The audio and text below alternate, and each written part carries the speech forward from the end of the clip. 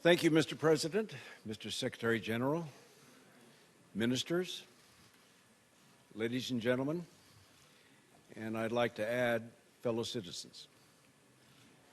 I'm here today as an environmental advocate, but also a father, grandfather, and a concerned citizen, one of billions around the world who are urging you to take action now on climate change.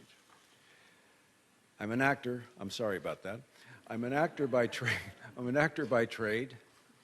but I'm an activist by nature. Somebody who's always believed that we must find the balance between what we develop for our survival and what we preserve for survival. Your mission is as simple as it is daunting: to save the world before it's too late. Now, my own engagement on climate change began more than 40 years ago, but the urgency that I felt then has only grown stronger. And along the way, one of my initiatives was to bring mayors from around the world who are closest to the people, bring them together at Sundance to talk about the threats of climate change. And when the nations of the world gather in Paris this year, they're going to be joined by those mayors and also business and civic leaders, all ready to make commitments to action now.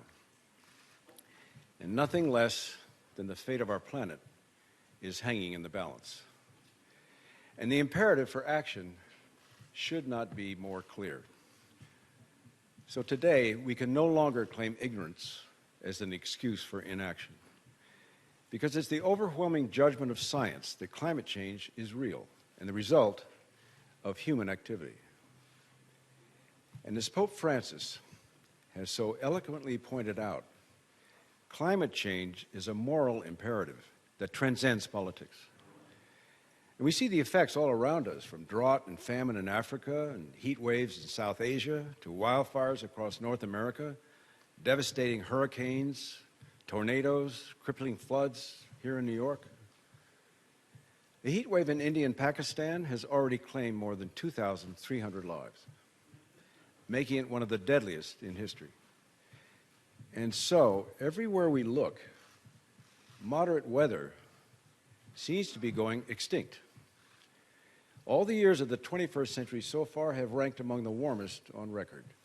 And as temperatures rise, so do global instability, poverty, and conflict.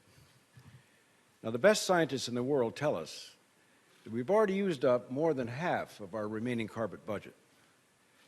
Now, an increase of just 2 degrees Celsius is all that separates our planet from becoming less habitable.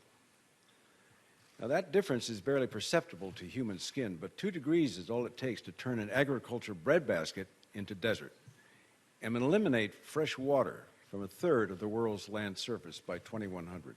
So, our window of opportunity is narrow, and the margin between success and catastrophic failure is unfortunately thin. And the time for half measures and climate denial is over. Unless we move quickly away from fossil fuels, we're going to destroy the air we breathe, the water we drink, the health of our children, grandchildren, and future generations.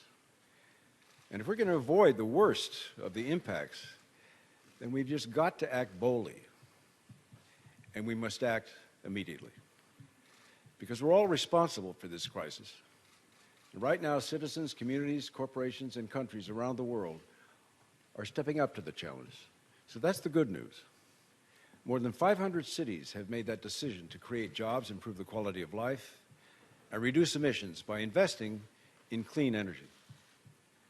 Last year, US and China, the 2 largest emitters of greenhouse gas, agreed to historic carbon reductions. But look, no country can solve this crisis alone. We've all got to do more. We must be a movement that includes every single nation on Earth, because climate change affects every nation on Earth. So this December, the world must unite behind a common goal. Because look, this is it. This is our only planet, our only life source. This may be our last chance. Our planet's resources are limited, but there's no limit to the human imagination and our capacity to solve bigger problems.